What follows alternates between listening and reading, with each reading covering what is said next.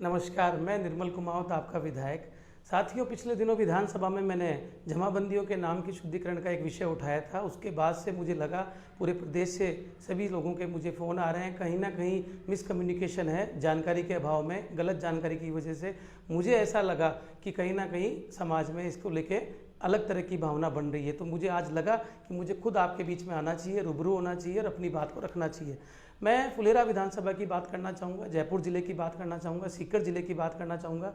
यहाँ पिछले 25-30 साल से, 40 साल से, जब से मैं सक्रिय राजनीति में हूँ, यहाँ की जितनी भी तमाम जमाबंदियाँ थी, कुछ लोग कुमाऊत लिखते हैं, कुछ प्रजापत लिखते हैं, कुछ कुमार लिखते हैं, वो अपनी एक अलग बात है। मैं इतिहास में नहीं जाना चाहता कि कौन क्या लिख रहा है, मगर वर्तमान में जो नाम लिखा हुआ आ रहा था 2019 तक, 2020 तक, 2021 तक हाथ वाली जमाबंदी में जो नाम आ रहा था, दुर्भाग्य से वर्तमान की इस कांग्रेस सरकार ने जब पूरे रिकॉर्ड को डिजिटल किया, डिजिटल में हमारी परिभाषा पूरी बदल दी। आप खुद सोचिए कि जब आपको सिर्फ एक आशंका हुई है कि पूरा कुमाऊं समाज सब जगह जमाबंदी में नाम आ जाएगा, तो जो प्रजापत लिखने वाले हैं उनकी आइडिया को क्या होगा, जो कुमार लिखने वाले हैं उनकी आइडिया क्या होगा। तो मित्रों, ये कुमाऊं समाज जो लिखने वाले लोग हैं, उनके साथ तो पिछले 1.5-2 साल में हो चुका, मगर उन्होंने कभी उफ तक नहीं किया और कोई ज्ञापन भी आज तक नहीं दिया। मगर ये बातें घूम फिर के जब हमारे पास आती है, हजारों लोग इससे परेशान थे।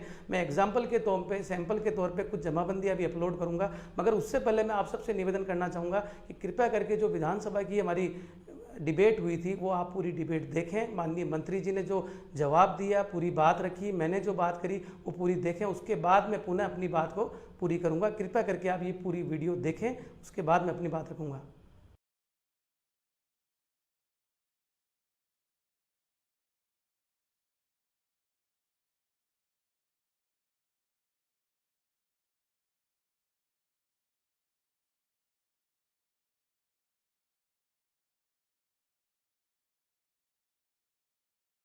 हैं जिनकी प्रतिशत बी पर संलग्न है। अध्यक्ष महोदय, मैं आपके माध्यम से माननीय मंत्री जी से जानना चाहूँगा कि ये जो कमी हुई है डिपार्टमेंट की अंदरूनी, क्या ये सही है कि डिपार्टमेंट की जो मैनुअल जमाबंदी थी इसको डिजिटल करते समय ये कमी आई? और ये प्रश्न लगने के बाद आपने कल आदेश किया, उसके लिए मैं धन्यवाद देता हूँ, परंतु अब जो आदेश आपने कर दिया, ये प्रक्रिया पूरी कैसे होगी? क्या उनको वहाँ दावा करना पड़ेगा या खुद स्वतः वो सो मोटो करेंगे? ये काश्तकार वहाँ चक्कर ना काटें, उनको राहत कैसे मिले? क्योंकि बैंकों में ऋणों में बड़ी प्रॉब्लम हो रही है, तो आप ये बताएं, दोनों बातों में मुझे जवाब दें।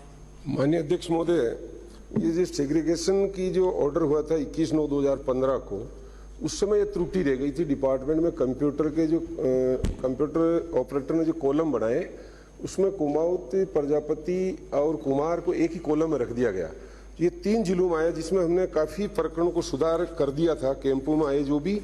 इसके अलावा भी कुछ ज्ञापन किसी जिले से नहीं हुआ, लेकिन हमने क्वेश्चन लगने के बाद ऑर्डर भी जारी किया। इसके अलावा भी उससे पहले भी जैसे सीकर के कुछ प्रकरण थे, जयपुर जिले के कुछ प्रकरण थे, टोंक जिले के कुछ प्रकरण थे, इन सबको जिला कलेक्टर से रिपोर्ट मंगवाने के बाद जैसे आमेर के 133 है, 133 का निस्तारण कर दिया गया। सांगानेर में 19 आए थे, 19 का निस्तारण कर दिया। माधोराजपुरा में 39 आए, 39 का निस्तारण कर दिया। जयपुर में 62 आए, 56 अभी पेंडिंग है। कालवाड़ में 131 है, 119 पेंडिंग है। लेकिन ये हम सो मोटो ही करने के लिए आदेश जारी कर दिया, और ये त्रुटि हुई उसको हम सुधार कर रहे हैं। और निश्चित रूप से ये पक्का डिपार्टमेंट इसकी त्रुटि को सुधार के काश्तकारों को रिलीफ देगा।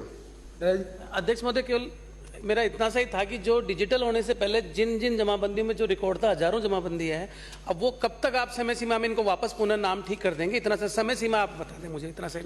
माननीय अध्यक्ष महोदय, जैसे कोई प्रकरण सामने 136 में खुद भी पेश कर सकता है, लेकिन कोई आएगा नहीं तो हम उसको नोटिस देकर, जैसे जो जो प्रकरण आए जिन जिलों में, वो तो हमने कर दिए।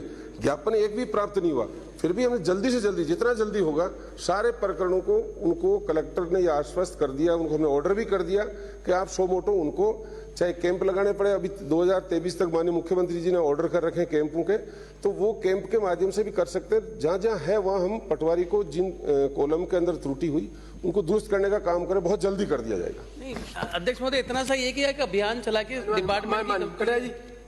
डिपार्टमेंट की गलती तो आप खुद ही ठीक करें। अध्यक्ष महोदय, मैं जो प्रश्न के उत्तर से समझा हूँ, जमाबंदी में प्रदेश में जाति कुमावत के स्थान पर प्रजापति प्रजापत शब्द करने के कोई निर्देश जारी नहीं किए। अगर ये निर्देश जारी नहीं किए तो फिर लिख कैसे दिया गया? कॉलम में के बाद कुछ आपके समझ में आया होगा। मैं सरल भाषा में पुनः आपको बता दूं कि जो लोग वर्तमान में अपनी जमाबंदी में कुमाऊत शब्द जिनका आता था जाति के नाम पे, वर्तमान सरकार की कंप्यूटर की गलती की वजह से खुद मंत्री जी ने यह माना कि हमारी टाइपिंग मिस्टेक हो गई, हमारे सॉफ्टवेयर में अपलोड नहीं हुआ, उसकी वजह से तमाम लोगों के पास जिनकी पहचान कुमाऊत शब्द से थी उनकी वर्तमान सारी जमाबंदियों में प्रजापत नाम आ गया। मैं डॉक्यूमेंट, सर्टिफाइड डॉक्यूमेंट अभी मेरी अपलोड करूंगा आपको, आप खुद भी देखेंगे कि करीब 25 साल 30 साल से जो नाम चलता आ रहा था वो एक बिना किसी आदेश के भी, माननीय कटारिया साहब ने कहा कि जब आदेश ही नहीं हुआ तो नाम कैसे पलटा। तो ये हम सब के लिए भी सोचने की बात है कि कहीं ना कहीं ये जानबूझ के गलती की गई ताकि समाजों में टकराव हो, आपस में मतभेद हो। तो मेरा सभी साथियों से निवेदन है, मेरे युवा साथियों से निवेदन है कि कृपया विषय को समझें। कोई वर्तमान में नाम किसी का बदलने वाला नहीं है। पूर्व में जो लोग हाथ की जमाबंदी में अपनी आईडी में जिनका कुमाऊत शब्द था उनका नाम अगर गलती से इंदराज हो गया तो सरकार केवल उन्हीं को ठीक करने के लिए आदेश निकाला, कर भी रहे हैं, मगर बार बार लोग तहसील के, पटवारियों के, एसडीएम के चक्कर ना काटें, इसके लिए जनरल ऑर्डर सरकार ने निकाला है। और कहीं ना कहीं हमारे युवा साथी इसमें गुमराह हो गए, समाज के संगठन इसमें कूद गए, कई ज्ञापनों की बात मेरे पास आई, कई धरने प्रदर्शन की बात आ रही है।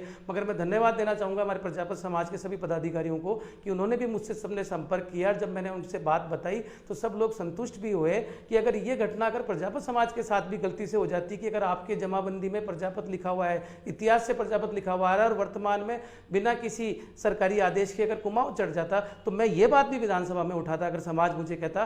तो सौभाग्य से पूरे राजस्थान में ऐसा कभी हुआ नहीं कि जमाबंदी में किसी प्रजापत की जगह कुमाऊं दर्ज हो गया या किसी कुमार की जगह कोई दूसरा नाम दर्ज हो गया, मगर कुमाऊं शब्द की जगह अगर कुछ जगह जानबूझ के मेरे विधानसभा क्षेत्र में एक गांव में हो गया, एक में नहीं हुआ, फिर एक में हो गया, एक में नहीं हुआ, तो ये कहीं ना कहीं हमारे समाज को तोड़ने के लिए कुछ ताकतें काम कर रही हैं। आप गुमराह ना हो, कहीं भी फिर भी आपको कोई अड़चन आती है तो मैं भी उसके लिए आपका सहयोग करने के लिए तैयार हूँ। हमेशा तन मन धन से मैंने समाज की सेवा करने की कोशिश करी है, मगर ये जो सरकार की गलती है उसको हम लोग अपनी आपस में द्वेष ना रखें, अपनी सद्भावना को ख़त्म ना करें। मेरा इतना अनुरोध है, मैं सभी से निवेदन करना चाहूँगा कि आप संयम रखें, अपनी मर्यादित भाषा में अपनी बात को जहाँ भी किसी को रखना है, सबको अपना अधिकार है, परंतु इस विधानसभा में उठे हुए वाले विषय को लेके कोई आपस में मतभेद ना रखें। ये स्पष्ट आदेश है सरकार का, ये आदेश अगर नहीं है तो मैं इसकी भी कॉपी आपको सबको भी अपलोड कर दूंगा। और इसमें साफ शब्द लिखा है कि वर्तमान में यदि